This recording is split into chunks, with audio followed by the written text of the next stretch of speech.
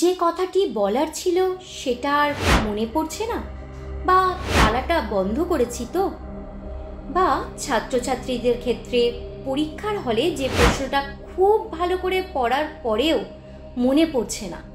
এরকম পরিস্থিতিতে আমরা কোনো না কোনো সময় পড়েছি।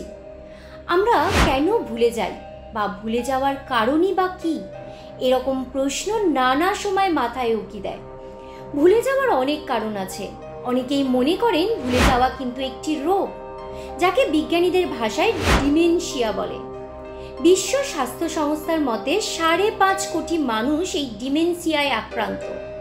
মূলত এর কারণ ধরা হচ্ছে সাম্প্রতিক জীবনের স্ট্রেস।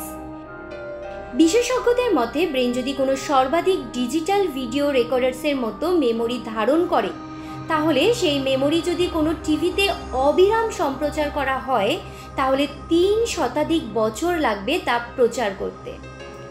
এত স্টোরেজ থাকার পরেও আমরা কেন ভুলে যাই?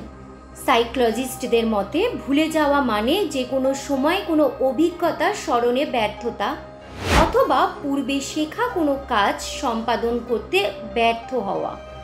পর্যাপ্ত ঘুমও হতে পারে আপনার ভুলে যাওয়ার অন্যতম কারণ। নিয়মিত পর্যাপ্ত পরিমাণ ঘুম না হলে সারাদিন কর্মক্ষেত্রে বিঘ্ন ঘটতে পারে, এমনকি ভুলে যাওয়ারও প্রবণতা বাড়তে পারে। ভুলে যাওয়ার 2 ধরনের কারণ হতে পারে: নর্মাল কজেস অফ ফরগেটিং বা সাধারণ কারণ, অথবা অ্যাবনর্মাল কজেস অফ ফরগেটিং বা অস্বাভাবিক কারণ। ভুলে যাওয়ার সাধারণ কারণগুলির মধ্যে আছে গুরুত্বহীন ঘটনা, মানসিক চাপ, পরিবেশ বা স্থান পরিবর্তন, সময় স্বল্পতা, অমনোযোগী। অস্বাভাবিক কিছু ভুলের কারণ হতে পারে মেন্টালি ব্লক, যেমন মারাত্মক কোনো দুর্ঘটনার মাধ্যমে মেন্টালি ব্লক হয়ে সব কিছু ভুলে যেতে পারেন। তাছাড়াও রিপ্রেশন বা দমন পীড়নের কারণেও হতে পারে। ভুলে যাওয়া আমাদের সহজ প্রবৃত্তি, মানুষ মাত্রই ভুলে যাবে, তবে ভুলে যাওয়াটা না হোক অস্বাভাবিক কারণে। Bureau report, U Bangla TV.